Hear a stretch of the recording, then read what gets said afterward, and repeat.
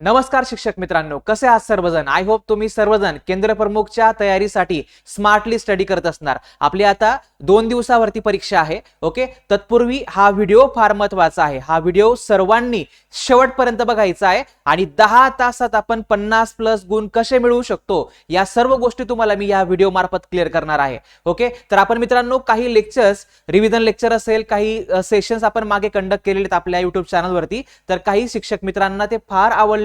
त्यांनी मला personally calls केले या लेक्चर संदर्भात की सर तुमचे टेक्निक्स फार बेस्ट आहेत, तुम्ही ज्या ट्रिक्स सांगत आहात, तुमची समजवण्याची जी पद्धत आहे ती फार आम्हाला आवडत आहे आणि एक्झाम ओरिएंटेड तुम्ही घेतात. तर आपण काही स्पेसिफिक तासांमध्ये रिव्हिजन करून घ्या की जेणेकरून आम्हाला या 2 ते 3 दिवसामध्ये फायदा होईल. सो मित्रांनो, आपण एक थोडक्यात या ठिकाणी तुमच्यासाठी एक नियोजन केलेलं आहे की 10 तासामध्ये आपल्याला 50 गुणांची महारिव्हिजन, ओके, तर ती रिव्हिजन आपल्याला या रिव्हिजन बॅच मध्ये मी करून देणार आहे. तर महारिव्हिजन फास्ट ट्रॅक मध्ये कन्सेप्ट आणि आपल्या ट्रिक्सनुसार तुम्हाला ह्या माफक फीज मध्ये ही बॅच तुम्हाला जॉईन करता येणार आहे. जवळपास 8 ते 10 तासांचे सेशन त्यामध्ये असतील.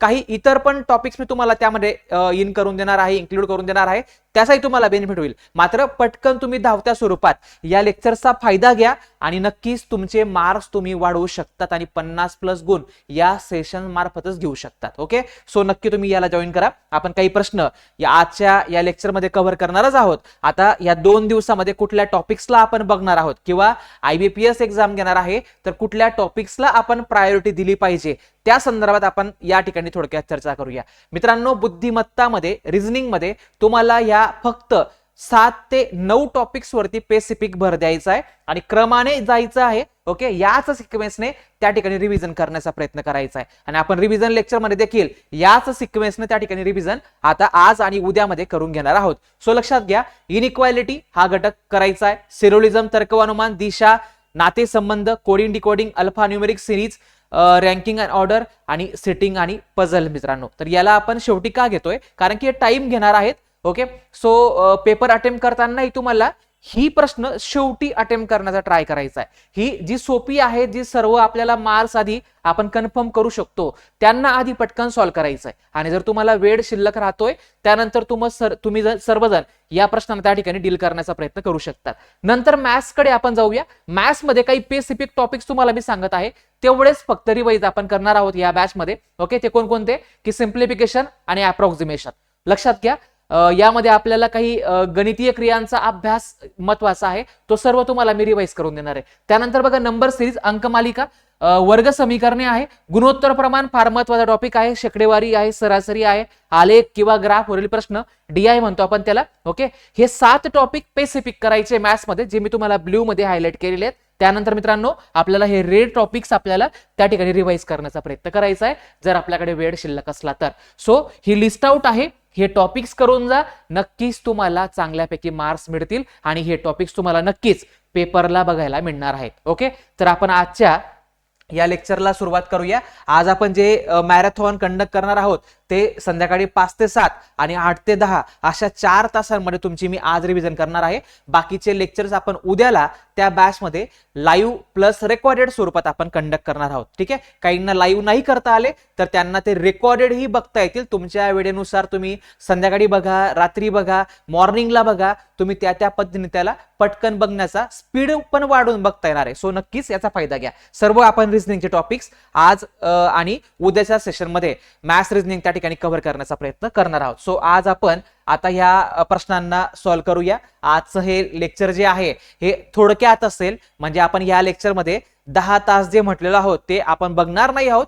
ते तुम्हाला बॅच संदर्भात इन्फॉर्मेशन होती, मात्र आपण काही स्पेसिफिक प्रश्न आज या लेक्चरमध्ये नक्कीच सोडवूया. ठीक आहे, तर पहिला प्रश्न बघा, विधाने बघा, A बरोबर B आहे, L मोठा आहे B पेक्षा, L लहान आहे K पेक्षा, greater than or equal to म्हणतो, इक्वल टू म्हणतो. मी तुम्ही जर मागचे लेक्चर आपले बघितले असतील तर या टॉपिकला तुम्हाला मी अतिशय भन्नाट असं लॉजिक सांगितलेलं आहे की हा सिम्बॉल आहे लेस दॅन, हा ग्रेटर दॅन आहे, यांना आपण आपल्या लॉजिक मध्ये किंग्स म्हणतो मित्रांनो. बरोबर, less than or equal to आहे, greater than or equal to आहे, यांना आपल्या लॉजिक मध्ये आपण सोल्जर्स अशा प्रकारे नाव दिलेलं आहे. आणि इक्वल टू आहे, ओके, तर याला आपण पीपल्स अशा पद्धतीने नाव दिलेलं आहे. मात्र या नावानुसार आपण काय केलेलं आहे, प्रायोरिटी ठरवलेली आहे. कोणाला आधी प्रथम प्रायोरिटी द्यायची, सेकंड द्यायची, ओके, थर्ड द्यायची. म्हणजे किंग्सची निवड सर्वात आधी होईल, किंग्सला आपल्याला फर्स्ट प्रायोरिटी द्यायची. समजा तुम्हाला या ठिकाणी लेस दॅन आहे, इक्वल टू आहे आणि लेस दॅन इक्वल टू आहे, तर सेकंड प्रायोरिटी यांना, थर्ड प्रायोरिटी यांना,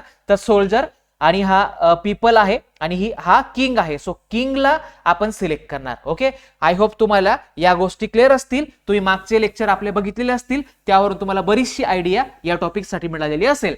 सो आपण आता काय करूया, या प्रश्नाला पुन्हा एकदा रिकॉल करूया, याची रिव्हिजन करूया आणि याला कनेक्टिव्हिटी करायची, कॉमनला टार्गेट करायचं. बी ला मला याला जोडता येईल, ओके, त्यानंतर एल ला मला याला जोडता येईल, अशा प्रकारे तुम्हाला ते चेक करत जायचंय. सो आपण लिहू शकतो या ठिकाणी ए बरोबर बी. ओके, बी लहान आहे एल पेक्षा, सो बी कडे लहान टोक दाखवा, कोणापेक्षा, एल पेक्षा. ओके, एल लेस दॅन आहे, एल लहान आहे के पेक्षा, आपण त्याला जोडून घेतलं या ठिकाणी. त्यानंतर के ला मला जे सोबत अशा प्रकारे त्या ठिकाणी जोडायचं आहे. So k less than or equal to, k less than or equal to j. Okay, त्यानंतर मित्रांनो जे बरोबर टी, जे बरोबर टी, टी बरोबर जे म्हणजे जे बरोबर टी आहे. तर आता या विधानांचा वापर झाला. आता आपल्याला हे निष्कर्ष या विधानाला फॉलो करत आहेत, यावरून ती बरोबर ठरत आहेत की रॉंग ठरत आहेत ते तपासायचं आहे. बरोबर, तर लक्षात घ्या, जे टू एल जायचं आहे, जे टू एल पर्यंत आलेल्या त्या ठिकाणी चिन्हांचा आपल्याला अभ्यास करायचा आहे. जे इथं आहे, एल आहे, ठीक आहे. तर एल आणि जे मध्ये कुठला सिम्बॉल येईल, कोणाला प्रायोरिटी मिळणार आहे ते आपण बघूया. तर हा किंग आहे, सो एल आणि जे मध्ये आपल्याला किंगला घेणार. सो एल लहान ठरला जे पेक्षा. तर बघा आता इथं आहे का, याला जर आपण रिव्हर्स केलं तर हा रिव्हर्स अशा पद्धतीने होणार आहे. ओके, आणि हाच रिझल्ट, ओके, हेच तुम्हाला इथं असेल तर बरोबर आहे. जर नसेल, थोडाही बदल असेल, तर आपण त्याला रॉंग म्हणायचं, चुकीचं म्हणायचं. सो हे रॉंग आहे. आता आपण ए टू टी बघूया. ए पासून तर टी पर्यंत आलेल्या सर्व त्या ठिकाणी चिन्हांचा अभ्यास करायचा, त्यावरती नजर टाकायची. आणि बघा, हा किंग दोनदा वापरला गेला, तर त्याला एकदाच म्हणायचं. आपल्याला सिलेक्शन करायचंय, सोल्जर आहे, पीपल आहे, प्रायोरिटी किंगला. सो ए आणि टी मध्ये किंगची चॉईस होईल. सो ए लेस दॅन टी येणार आहे आणि इथं मला तेच दिलेलं आहे मित्रांनो. सो सेकंड पर्याय माझा योग्य आहे. केवळ दोन सत्य आहे अशा प्रकारचा ऑप्शन तुम्ही त्या ठिकाणी सिलेक्ट करणार आहात परीक्षेमध्ये. बरोबर, चला आपण पुढच्या प्रकाराला या ठिकाणी कव्हर करूया. आता हा पण फार महत्वाचा प्रकार आहे, इनइक्वालिटी किंवा सांकेतिक तुलनामध्ये हा वेळ खाऊ आहे. ओके, बघा यामध्ये काय आहे, शाब्दिक उदाहरण आहेत. स्टेटमेंट म्हणजे काय मित्रांनो, विधाने. ओके, स्टेटमेंट म्हणजे काय, विधाने. त्यानंतर कंक्लुजन म्हणजे काय, निष्कर्ष. ओके, आता बघा आपण काय करायचं, या वाक्यांचा अर्थ आपण आधी समजून घ्यायचा. मग आता हे वाचायला थोडा वेळ घेते. बरोबर, काय करायचंय, तीन सिम्बॉल तुमच्या समोर ठेवायचे, एक लहान लेस दॅन, एक ग्रेटर दॅन आणि एक इक्वल टू म्हणजे समान. ओके, आता बघा पहिली लाईन आपण वाचूया. पी आणि क्यू मध्ये 2 हा अंक आला, तर आपण करायचं काय, पी हा क्यू पेक्षा लहान नाही किंवा क्यूच्या समान नाही. ओके, लहान पण नाही, समान पण नाही. मग कोणाची शक्यता आहे, मोठ्या असण्याची शक्यता आहे. बरोबर, या तिघांपैकी ज्याला नाही म्हटलंय ना त्याला सोडून द्यायचं. ओके, त्याला सोडून द्यायचं. रिमेनिंग जो आहे, जो उरलेला आहे, जो शिल्लक आहे, एक असू द्या की दोन सिम्बॉल असू द्या, त्यांना एकत्र करायचं आणि त्यापासून जो सिम्बॉल बनतो ते त्या अंकासाठी आपण ते चिन्ह येणार आहे असा अर्थ त्याचा त्या ठिकाणी लावायचा. बरोबर, बघा आता 2, पी हा क्यू पेक्षा लहान नाही किंवा समान नाही, म्हणजे तो काय असेल, मोठा असेल. सो ज्या ठिकाणी 2 अक्षरांमध्ये 2 आला त्याचा ऐवजी आपण हा सिम्बॉल टाकणार तुलना करण्यासाठी. जर 3 अंक आला दोघांमध्ये, तर पी हा क्यू पेक्षा मोठा नाही किंवा त्याच्या समान पण नाही. मोठा पण गेला, समान असण्याची शक्यता पण गेली, म्हणजे काय असेल, लेस दॅन असेल. सो 3च्या जागेवरती आपण लेस दॅन टाकणार. 4 अंकाचा अर्थ काय, पी हा क्यू पेक्षा मोठा नाही. मोठा जर नाही मित्रांनो, तर लेस दॅन किंवा समान हा येऊ शकतो. तर म्हणजे याचा मला कॉम्बो करावा लागेल. सो 4 साठी लेस दॅन ऑर इक्वल टू अशा प्रकारे मला तो सिम्बॉल लिहावा लागेल. जर 2 शक्यता राहिल्या तर त्यांना जोडून घ्यायचं, त्यांच्यापासून बनणारा सिम्बॉल म्हणजे लेस दॅन ऑर इक्वल टू. त्यानंतर बघा 5चा मिनिंग म्हणजे जर दोघांमध्ये 5 हा अंक आला तर पी हा क्यू पेक्षा लहान नाही, लहान जर गेला तर काय असणार आहे, मोठा किंवा समान.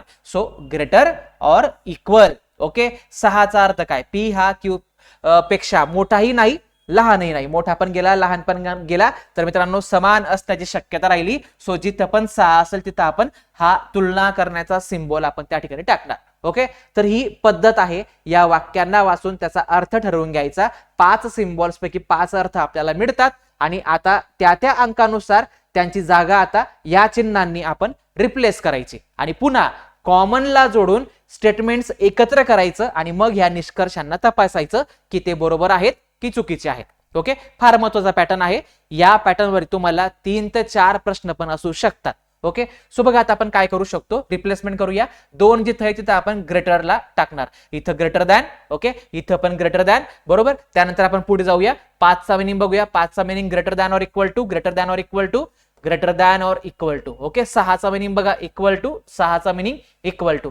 3चा मिनिंग लागतोय आपल्याला लेस दॅन, सो इथं लेस दॅन टाका, इथं पण लेस दॅन टाकूया. 4चा मिनिंग आहे इथं less than or equal to, less than or equal to. बघा आता आपण काय करणार, आपण यांना जोडून घेणार. आता कुठून सुरुवात करायची, तर मला यम दिसत आहे मॅक्झिमम टाइम, सो आपण या ठिकाणी जे बरोबर यम याला आपण टार्गेट करूया. आपण इथे लिहूया की जे समान आहे यमला, जे समान आहे यमला, बरोबर. आता लक्षात घ्या यम मोठा आहे आर पेक्षा, यम मोठा आहे आर पेक्षा. याचं पण काम झालं, याचं पण काम झालं. आता जे हा एच ला कनेक्ट आहे, सो अशाच प्रकारे आपण याला कनेक्ट करून घेऊ. H greater than or equal to j, याचं पण काम झालेलं आहे. आता आपण पुढे शोधूया. आर ला इथं याला कनेक्ट करता येईल, आर कडे लेस दॅनचं टोक आहे, सो आपण या चिन्हाला रिव्हर्स करू, less than or equal to L. Okay, L लहान पी पेक्षा, यल लहान पी पेक्षा. ज्या चिन्हाकडे जशा प्रकारे टोक आहे, जशा प्रकारे चिन्ह दिसत आहे तशा प्रकारे टाकायचं. एवढं लक्षात ठेवा, यांना कनेक्ट करत जायचं आहे. ओके, सो यल लेस दॅन पी, पी लेस दॅन के, पी हा लहान आहे के पेक्षा, पी हा काय लहान आहे के पेक्षा. आता या सर्व जे लहान लहान आपल्याला स्टेटमेंट होती, विधाने होती, त्यांच्यापासून आपण एक कंटिन्युअस सलग स्टेटमेंट, सलग एक विधान तयार केलं. आता मला यांना तपासायचं आहे की आर आणि के मध्ये हाच रिझल्ट येतो का. येत असेल तर बरोबर, नसेल तर मी त्याला रॉंग म्हणेल. आर टू के बघूया. आर टू के जर गेलो आपण तर इथं सोल्जर आहे, आपल्या भाषेतला आपल्या लॉजिकचा इथं किंग आहे. तर कोणाची चॉईस होईल, कोणाचं सिलेक्शन होईल, किंगला पहिली प्रायोरिटी, किंगची निवड केली जाईल. तर इथं किंग आहे का, नाही, सो हे रॉंग आहे. फक्त बघता क्षणी तुम्हाला इथं करता यायला पाहिजे. आता एस टू एम आपण जाऊया. एस टू एम जर आपण गेलो, हा पीपल हा सोल्जर, तर पीपल पेक्षा इथं सोल्जरला प्रायोरिटी. ओके, इथं आहे का तशा प्रकारे, नाही आहे, सो हे पण रॉंग आहे. सो आपलं आन्सर जे असणार आहे, आपण काय घेणार या ठिकाणी की निष्कर्ष 1 किंवा निष्कर्ष 2 दोन्हीही सत्य नाही, दोन्हीही सत्य नाही. पर्याय क्रमांक 5 आपण या ठिकाणी सिलेक्ट करणार आहोत. मित्रांनो, आय होप तुम्हाला सर्वांना ही मेथड, ही प्रक्रिया, हे लॉजिक या ठिकाणी स्पष्टपणे समजलं असेल. अतिशय सोप्या भाषेत तुम्हाला मी हा टॉपिक क्लिअर करून दिलेला आहे. ओके, आपण एक 3 डेमो लेक्चर घेतले आहेत आपल्या युट्यूब चॅनलवरती. तुम्ही लाईव्ह सेक्शन मध्ये गेलात तर तुम्हाला 3 डेमो लेक्चर दिसतील. त्यामध्ये आपण ह्या टॉपिकला जवळपास 1 तास डिस्कस केला आहे. तो व्हिडिओ बघा, तुमचे बरेच क्वेश्चन त्या ठिकाणी रिवाइज होतील. आणि आपण रिव्हिजन बॅच मध्ये, रिव्हिजन लेक्चर मध्ये याचे काही एक्झाम्पल महत्वाचे अजून त्या ठिकाणी घेणारच आहोत. ओके, सो आपण जाऊया पुढच्या एक्झाम्पल कडे. वैवारी मॅथ्सचं हे एक्झाम्पल आहे. तर बघा काय म्हटलेलं आहे, ए आणि बी यांच्या आजच्या वयाचे गुणोत्तर. बघा, आजच्या वयाचं गुणोत्तर, आजच्या वयाचं गुणोत्तर काय आहे, 5:7 आहे, बरोबर. 14 वर्षानंतर, 14 वर्षानंतर मित्रांनो लक्षात घ्या, गुणोत्तरामध्ये बदल झाला, गुणोत्तरामध्ये बदल झाला. ते गुणोत्तर होत आहे 7:9, 7:9. तर ए आणि बी यांची आजची वये काढा, ए आणि बी यांची आजची वये काढायची आहेत. आता बघा, एक्स मानून वगैरे तुम्ही जर सॉल्व्ह करत बसलात किंवा सूत्र वगैरे वापरत बसलात तर या ठिकाणी तुम्हाला फार वेळ लागेल. त्यासाठी तुम्हाला शॉर्टकट आणि ट्रिक्स माहिती पाहिजे. तर गुणोत्तराचा कन्सेप्ट, संकल्पना क्लिअर पाहिजे. तर आपण काय करणार बघा, कसा विचार करायचा, गुणोत्तराचे किती भाग या ठिकाणी वाढलेले आहेत, 7:9 झाला, 2 भाग वाढले. 5:7 झाला, किती भाग वाढले, 2 भाग वाढले. आता हा इम्पॅक्ट का होतो, गुणोत्तराचे असे भाग का वाढतात, आपण काहीतरी वर्ष पुढे गेलो असणार, वर्षांमध्ये पण वाढ झालेली आहे. किती वर्षांनी वाढ झाली आहे, 14 वर्षानंतर आपण म्हटलेला आहे.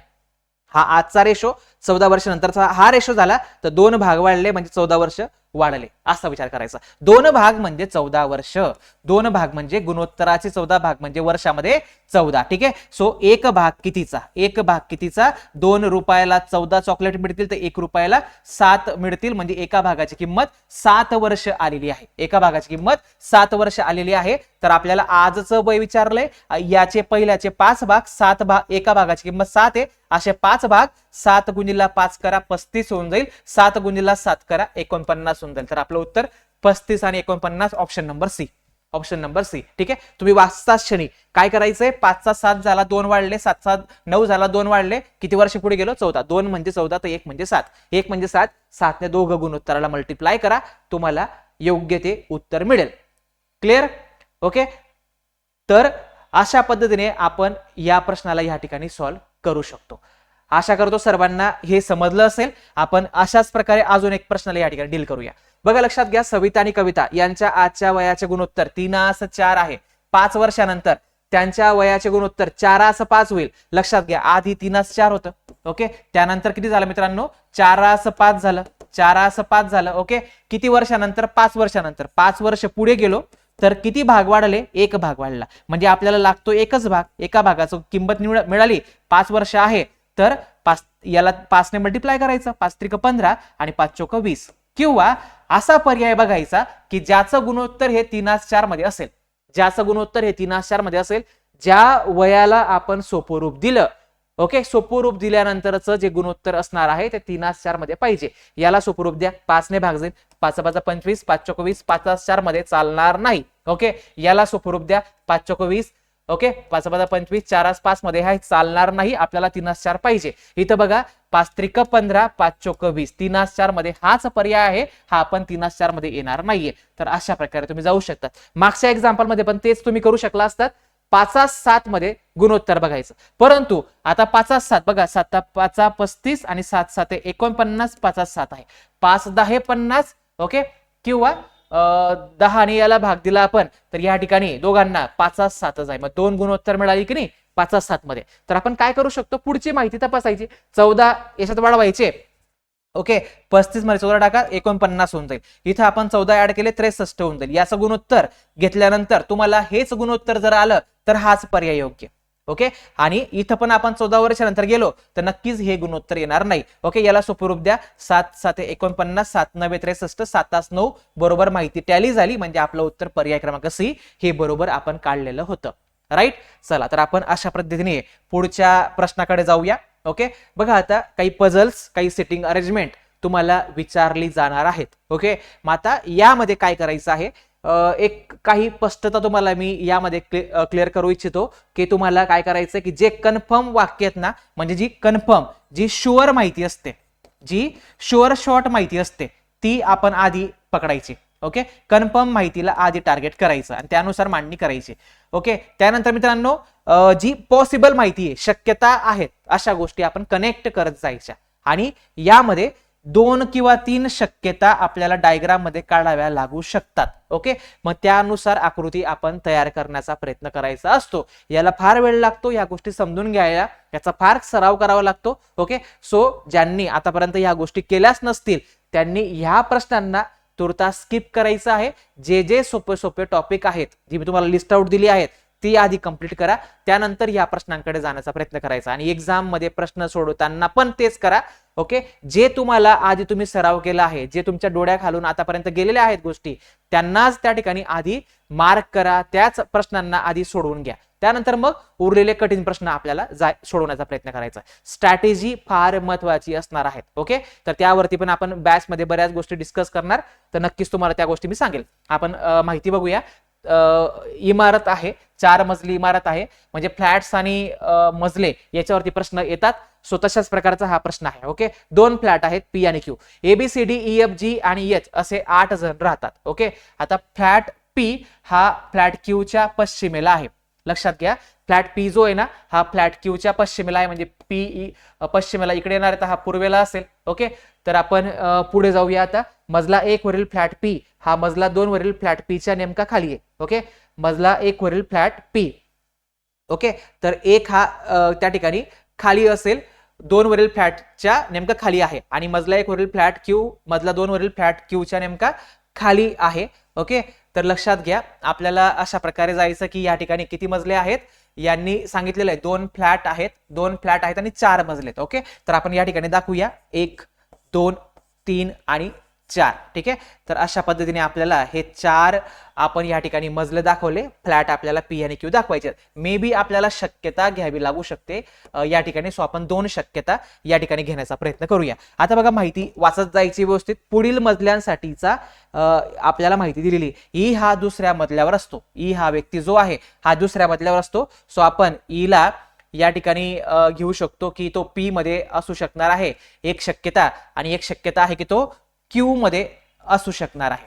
एक शक्यता आहे की तो क्यू मध्ये असू शकणार दुसऱ्या मजल्यावरती. बरोबर, पुढे जाऊया आपण. एफ आणि ई च्या यांच्यात एक मजल्याचे अंतर आहे. एफ आणि ई मध्ये एका मजल्याचं अंतर आहे. म्हणजे 3 ला सोडून 4 वरती एफ येणार आहे. मग तो नेमका कुठे, पी आणि क्यू मध्ये, त्या माहितीचा आपण त्या ठिकाणी बघण्याचा प्रयत्न करूया. एफच्या पूर्वेला कोणीही राहत नाही. एक माहिती आपल्याला, एफच्या पूर्वेला कोणी राहत नाही. म्हणजे जर मी आता एफला इथं घेतला असता, ओके, पी मध्ये, तर याच्या पूर्वेला कोणीतरी राहिलं असतं ना क्यू मध्ये. सो आपल्याला अशी जागा द्यायची एफला की त्याच्या पूर्वेला कोणीच नाही, म्हणजे क्यू मध्येच मला त्याला टाकावं लागेल. सो 4थ्या मजल्यावरती एफ जाणार आहे. ओके, आणि इथं पण 4थ्या मजल्यावरती हा एफ जाणार आहे. ओके, दोघांमध्ये एक आहे मजला अजून तिसरा. ठीक आहे, तर एफ आणि ई यांच्यात एक मजल्याचे अंतर आहे. अशा प्रकारे आपण ह्या शक्यतांनी आकृती तयार करण्याचा प्रयत्न करतोय. त्या ठिकाणी अरेंजमेंट पूर्ण करण्याचा प्रयत्न करत आहोत. ओके, जाऊया पुढे. आता पुढची माहिती वाचूया. बी हा ईच्या मजल्याचा नेमका खाली राहतो. बी जो आहे ना, ईच्या मजल्याच्या नेमका खाली असतो. म्हणजे आता तो नक्कीच फ्लॅट क्रमांक या ठिकाणी एक मजल्यावरतीच असणार आहे, पहिल्या मजल्यावरती असणार आहे. ओके, मग तो नेमका कुठे येणार आहे त्याच्याबद्दल आपण पुढे बघूया अजून आता. ओके, मग आता बघा, सी हा बी आणि एफ यांच्या फ्लॅट एकच आहे. बी आणि एफ यांचा फ्लॅट एकच आहे. म्हणजे बघा, आता एफ जर इथं आहे तर बी आपल्याला क्यू मध्येच घ्यावं लागेल. ओके, इथं पण क्यू मध्ये एफ आहे तर बी पण मला इथंच घ्यावं लागेल. ओके, पुढे जाऊया आता. सी हा जीच्या पश्चिमेला राहतो. सी हा जीच्या पश्चिमेला राहतो. ओके, सो सी जी हे बरोबर एकाच याच्यात आपल्याला बसवायचे. सो आपल्याला जागा इथं बघितली आपण, तर सी आणि जी इथं बसू शकतो. तशा पद्धतीने इथं पण आहे, एकच प्लेस आहे सी आणि जी. ओके, तर बघा, आता पुढची माहिती आपण बघू. या ठिकाणी काय म्हटलेलं आहे. ए हा फ्लॅट क्यू मध्ये राहतो. ए हा फ्लॅट क्यू मध्ये राहतो. आता ए ला फ्लॅट क्यू मध्ये टाकायला जागा इथंच आहे. ओके, इथं जागा आहे का उरलेली? नाही. म्हणजे ही जी शक्यता आपण या ठिकाणी विचारात घेतली होती, याचं काही घेऊन फायदा नाहीये, ही चुकीची आहे. सो याला इथंच याचा कार्यक्रम संपलेला आहे. सो आता पूर्ण काम आपल्याला याच्यावरती करायचं आहे. ओके, तर अशा काही शक्यता आपल्याला घ्याव्या लागतात आणि त्याचा विचार करून काही शक्यता बरोबर आपोआप एलिमिनेट होतात, जसं आपण ती माहिती कनेक्ट करत जातो या पझल आणि सिटिंग अरेंजमेंट मध्ये. ओके, सो हे लक्षात घ्या. आता पुढे जाऊया आपण. ए हा फ्लॅट क्यू मध्ये राहतो, तर याला आपण पुट डाऊन केलं. एचचा मजला क्रमांक 4 नाही. एच हा 4 क्रमांकावर राहत नाही. ओके, सो एच नक्की इथं राहतो. आता कोण बाकी आहे? ए बी सी डी बाकी, तर डी इथं येणार आहे. ओके, तर पी आणि क्यू ची ही अरेंजमेंट आपली आता पूर्ण झाली आहे. हे मजले, हे फ्लॅट आणि हे व्यक्ती. बरोबर. आता प्रश्न तुम्हाला ह्या माहितीवर आधारित 4 ते 5 प्रश्न विचारले जाऊ शकतात. ओके, तुम्हाला विचारलं जाऊ शकतं की डीच्या खाली ई कितव्या मजल्यावर राहतो. ओके, काही प्रश्न त्या ठिकाणी बनू शकतात. किंवा ईच्या पूर्वेला असणारा व्यक्ती कोण, फ्लॅट क्यू मध्ये राहणारा. एच्या पश्चिमेला असणारा व्यक्ती कोण, असे प्रश्न विचारले जाऊ शकतात. एक नमुना प्रश्न घेतलाय बघा. खालीलपैकी कोणता त्या गटात बसत नाही. खालीलपैकी कोणता त्या गटात बसत नाही. आपण जर बघितलं एफ जी ए बी हे सर्व फ्लॅट क्यू चे मेंबर आहेत. आणि हा एकटा सी जो आहे ना, हा पी मध्ये येतो. सो जो गटात बसत नाही, जो ऑड आहे, तो आपण ई या पर्यायाला सिलेक्ट करणार. तर IBPS पॅटर्न नुसार तुम्हाला 5 पर्याय पण त्या ठिकाणी असू शकतात किंवा राहतील. ओके, हे लक्षात घ्या. तर अशा प्रकारे तुम्हाला ही अरेंजमेंट सॉल्व्ह करता यायला पाहिजे. ओके, चला तर आपण जाऊया पुढच्या पझलकडे किंवा सेटिंग अरेंजमेंटकडे. आता एका कंपनीत STUVXWY असे 7 कर्मचारी आहेत आणि ते सर्व कंपनीतील 7 वेगवेगळ्या पदांवर काम करतायत. याला आपण डेझिग्नेशन टाइप पझल म्हणतो मित्रांनो. ओके, म्हणजे CEO, CFO, CTO, MD, GM, EM, clerk. मात्र आवश्यक नाही की त्यांचा क्रम हाच असेल. ओके, वेगवेगळे क्रम असू शकतात. दिलेली सर्व पदे एका ठराविक क्रमाने मानली जातात. CEO हे सर्वात वरिष्ठ आणि क्लर्क हे सर्वात कनिष्ठ मानले जाते. मग आपण जर याला लिहिण्याचा प्रयत्न केला तर CEO सर्वात टॉपला येणार आहे ना. CEO सर्वात टॉपला, त्याच्या खाली CFO येणार आहे. ओके, त्याच्या खालच्या पोस्टला CTO हा येणार आहे. त्याच्या खालच्या पोस्टला MD असणार आहे. त्याच्या खालच्या पोस्टला GM असणार आहे. ओके, त्याच्या खालच्या पोस्टला AM हा व्यक्ती असणार आहे. ओके, त्याच्या खालच्या पोस्टला क्लर्क हा व्यक्ती असणार आहे. ओके, आता आपल्याला याच्यानुसार ती मांडणी करायची. टी पेक्षा फक्त 2 जण वरिष्ठ आहेत. टी पेक्षा फक्त 2 जण वरिष्ठ आहेत. सो टीला आपण इथं घेऊ शकतो. फक्त 2च व्यक्ती त्याच्या वरच्या पोस्टला असणार आहेत. ओके, पुढे जाऊया आपण. टी आणि वाय यांच्यामध्ये फक्त एकच व्यक्ती आहे. ओके, टी आणि वाय मध्ये एकच व्यक्ती आहे असं त्यांनी म्हटलेलं आहे, कन्फर्म माहिती आहे. तर आपल्याला शक्यता आहेत की एकचदा लिहिता येईल ते विचार करूया. तर टी आणि वाय मध्ये एकच व्यक्ती, इथे एक सोडला तर वाय इथे येऊ शकतो. अजून काय होऊ शकतं की टी जर इथं असेल तर याच्या खाली पण एकच्या गॅपने वाय घेतला जाऊ शकतो. एक सोडूया आणि वाय इथे येऊ शकतो. ही एक शक्यता होऊ शकते. बरोबर, पुढे जाऊया. व्ही हा टी पेक्षा वरिष्ठ आहे. बरोबर, मग आता जर आपण बघितलं या ठिकाणी व्ही वरिष्ठ आहे, इथं या शक्यतेमध्ये इथं घेतला जाऊ शकतो. इथं जर आपण घेतलं याला, ओके, तर इथं पण त्याला घेऊ शकतो. अजून एक शक्यता होऊ शकते की टी इथं, ओके, व्ही आपण या ठिकाणी पहिल्याच याच्यावरती घेऊ शकतो. फक्त तो वरिष्ठ आपल्याला पाहिजे. ओके, व्ही हा टी पेक्षा वरिष्ठ आहे म्हणजे तो टॉप मोस्ट पोस्टला पण राहू शकतो टी पेक्षा. ज्या शक्यता विचारात घेता येतात त्या शक्यता मांडाव्या लागतात. अशी पझल्स, अशी प्रश्न सोडविताना बुद्धिमत्तेमध्ये हे लक्षात घ्या. ओके, तर मग आता हा वाय, टीच्या खाली हा वाय या केसमध्ये आपल्याला घ्यावा लागेल कारण की वायला वरती एकच्या गॅपने जागा नाहीये. आता आपण पुढच्या माहितीकडे जाऊया. ओके, पुढे बघा आता व्ही आणि यू यांच्यामध्ये 2 पेक्षा जास्त व्यक्ती आहेत. व्ही आणि यू मध्ये 2 पेक्षा जास्त व्यक्ती म्हणजे 3 जास्त पण चालतील. ओके, म्हणजेच यू हा या खालच्या 2 प्लेसलाच येऊ शकतो कुठेतरी. ओके, हे क्लिअर होतंय आपल्याला. यू हा सर्वात कनिष्ठ कर्मचारी नाहीये. ओके, यू ला सर्वात कनिष्ठ घेता येणार नाहीये म्हणजे यू इथे येऊ शकतो, यू इथे येऊ शकतो किंवा यू इथे येऊ शकतो. खाली आपल्याला त्याला कनिष्ठ मध्ये घेता येणार नाही. पुढच्या माहितीला बघूया. यू आणि वाय यांच्यामध्ये 2 पेक्षा जास्त व्यक्ती आहेत. यू आणि वाय यांच्यामध्ये 2 पेक्षा जास्त व्यक्ती आहेत. तर यू आणि वाय मध्ये इथं गॅपच नाहीये जास्त व्यक्ती टाकायला. सो या 2 शक्यता आपल्याला इथं इलिमिनेट करता येतील. ठीक आहे, यांचं काम संपलं. आता फक्त आपल्याला याचा वापर करायचा आहे. आता पुढे जोडत जायचंय. ही अरेंजमेंट आपली बरोबर सुरू आहे असा अर्थ याचा निघतो. हे कॅन्सल झाले तर आता पुढे जाऊया. यू आणि वाय यांच्यामध्ये 2 पेक्षा जास्त व्यक्ती आहेत. डब्ल्यू हा ना जनरल मॅनेजर आहे ना क्लर्क आहे. ओके, डब्ल्यू ला जनरल मॅनेजर पण नाही, क्लर्क पण नाही घ्यायचंय. सो तो आपल्याला MD म्हणावं लागेल. ओके, तर आता आपण पुढे जाऊया. अजून एक्स हा एस पेक्षा कनिष्ठ आहे. एक्स कनिष्ठ आहे यस पेक्षा. यस ला इथं जागा आहे, कनिष्ठ आपण एक्स ला दाखवूया. ओके, तर आपली ही अरेंजमेंट पूर्ण झाली. प्रश्न 4 ते 5 येऊ शकतात. खाली कोण आहे, वरती कोण आहे, ठीक आहे, कोण MD आहे, कोण GM आहे, कोण CFO आहे, असे तुम्हाला काही प्रश्न त्यावरती येतील. प्रश्न व्यवस्थित वाचायचा, माहिती जी पूर्ण केलेली असते त्याचा वापर करावा लागतो आणि त्यानुसार तुम्हाला उत्तर सिलेक्ट करावं लागेल. एक प्रश्न मी घेतलेला आहे इथं बघा. खालीलपैकी डब्ल्यूच्या लगेच वरिष्ठ कोण आहे? डब्ल्यूच्या लगेच वरिष्ठ बघितला तर तो टी आहे आणि तो कोणत्या पोस्टला आहे? CTOच्या पोस्टला आहे. ठीक आहे, टी कुठे आहे का? ओके, टी कुठे आहे का लक्षात घ्या. या ठिकाणी खालीलपैकी डब्ल्यूच्या लगेच वरिष्ठ, ओके, ज्यांचे पद CTO आहे ती व्यक्ती, ज्यांचे पद CTO आहे ती व्यक्ती, तर हा याचं योग्य पर्याय आहे. ओके, हे याचं योग्य पर्याय आहे. ठीक आहे, तर आपण पुन्हा एकदा या ठिकाणी याला क्रॉस चेक करूया. ओके, तर लक्षात घ्या आपल्याला माहिती होती टी पेक्षा फक्त 2 जण वरिष्ठ आहेत. टी पेक्षा 2 जण वरिष्ठ आहेत. ओके, यस, तर टी पेक्षा 2 जण वरिष्ठ आहेत.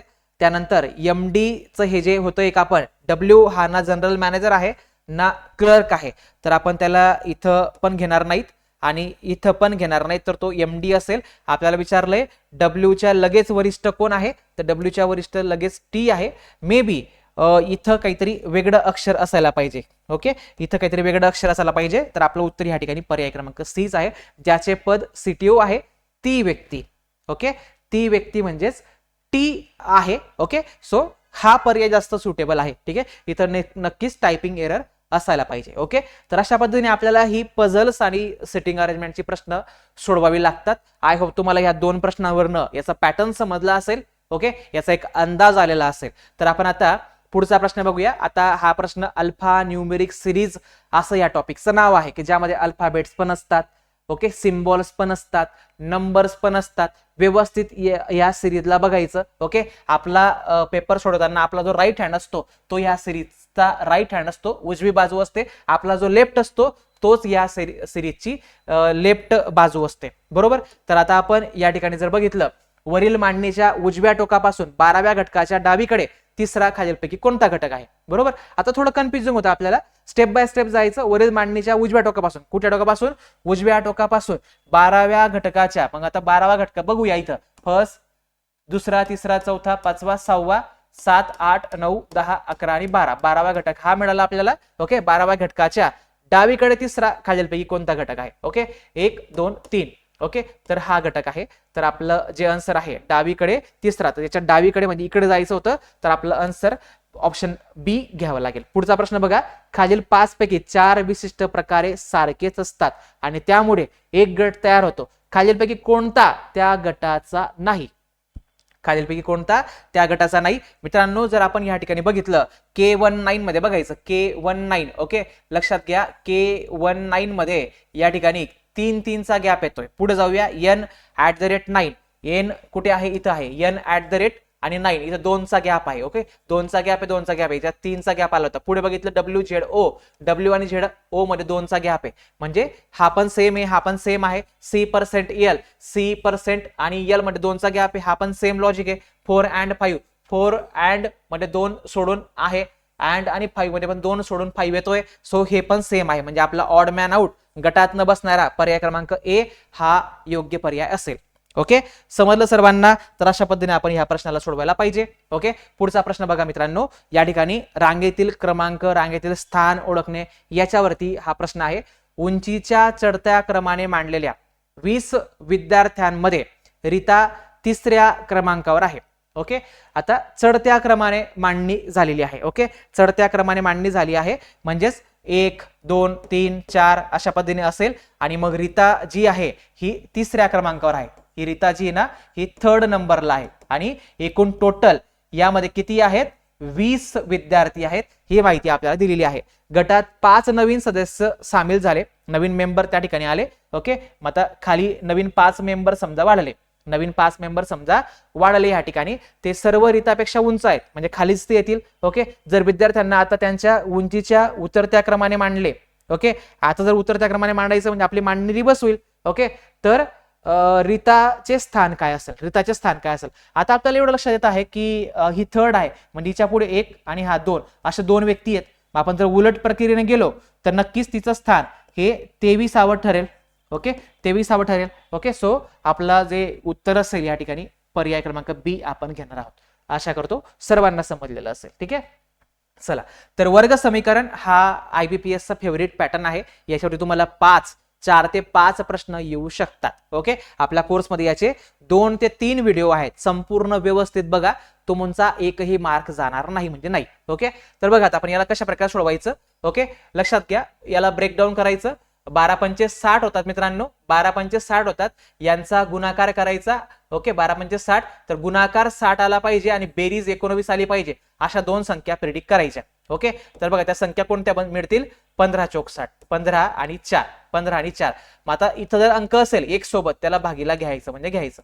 ओके, त्याला भागीला घेतलं, 4 1 4, 4 3 12. ओके, त्यानंतर इथं आपण जर बघितलं 3 ने भाग जाईल, 3 वजा 15, 3 चौक 12, 5/4 होऊन जाईल. बरोबर. आता नंतर चिन्ह बदलावं लागतं आपल्याला. प्लस असेल तर मायनस करा, मायनस असेल तर प्लस करा.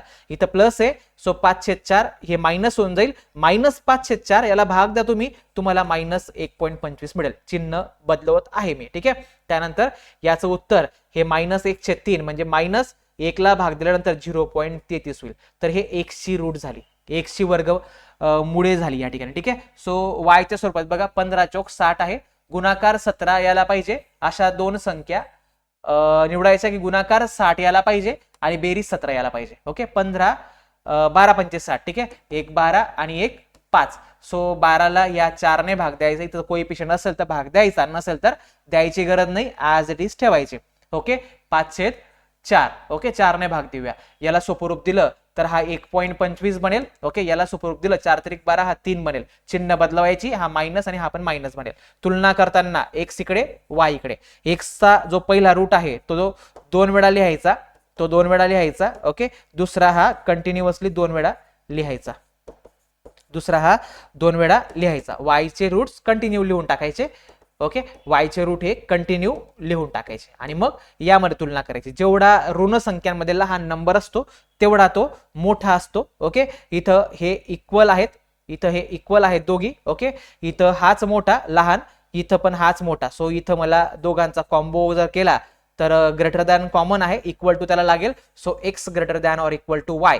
तर आपलं जे रिझल्ट आहे, आपलं जे आन्सर आहे ऑप्शन नंबर 3 येणार आहे. ओके, सो माझा फक्त प्रयत्न आहे की तुम्हाला या गोष्टी रिकॉल झाल्या पाहिजे, रिवाइज झाल्या पाहिजे आणि तुम्हाला फायदा झाला पाहिजे. काळ व काम. ओके, याच्यावरील हे उदाहरण आहे. काय म्हटलंय बघा, ए हा काम 36 दिवसात पूर्ण करतो. ए व्यक्ती जो आहे याला 36 दिवस लागतात. त्यानंतर बी तेच काम, बी हा तेच काम 45 दिवसात करतो. ओके, सी हा तेच काम 60 दिवसात करतो. सी हा तेच काम 60 दिवसात करतो. एबीसी ने एकत्र काम सुरू केले, पण सी काम पूर्ण होण्याच्या 4 दिवसांपूर्वीच काम सोडून गेला. ओके, तर किती दिवसात पूर्ण झाले? एक ट्रिक आपण एक याला बनवलेली आहे. आधी लसावी घ्यायचा, एलसीएम घ्यायचा आणि एकूण काम मानून घ्यायचं. ओके, मग यांच्या पटीतील संख्या, यांचा लसावी घ्यायचा.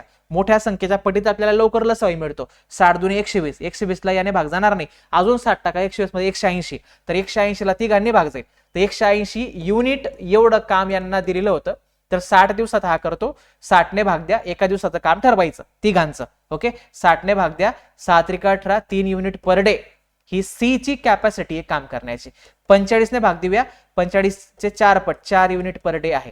36 ने भाग द्या, 36 5 180 होतात, तर 5 युनिट पर डे ही ए ची क्षमता आहे काम करण्याची. आता ते काय म्हणतात, 4 दिवसापूर्वीच कोण गेलाय? सी काम त्या ठिकाणी सोडून गेलेलं आहे. तर उर्वरित काम किती दिवसात पूर्ण होईल? संपूर्ण काम किती दिवसात पूर्ण होईल? ठीक आहे, अशा प्रश्नामध्ये ट्रिक काय वापरायची आहे लक्षात घ्या. आपल्याला एकूण दिवस विचारलेले असतात. आपल्याला एकूण दिवस विचारलेले असतात. सो काय करायचं, लसावी घ्यायचा. आधी लसावी घ्यायचा 180, अधिक करायचं. ओके, कोण गेलाय? सी गेलाय. ओके, सी ची क्षमता किती आहे? 3. ओके, अधिक 3 आणि किती दिवसांआधी गेलाय तो?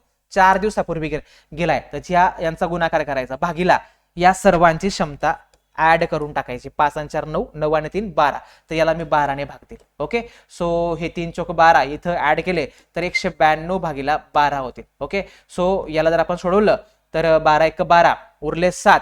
ओके, 7 वर घेतला 2, 12 7 72. तर मित्रांनो 16 याचं राईट आन्सर पाहिजे, ऑप्शन नंबर सी मध्ये आहे.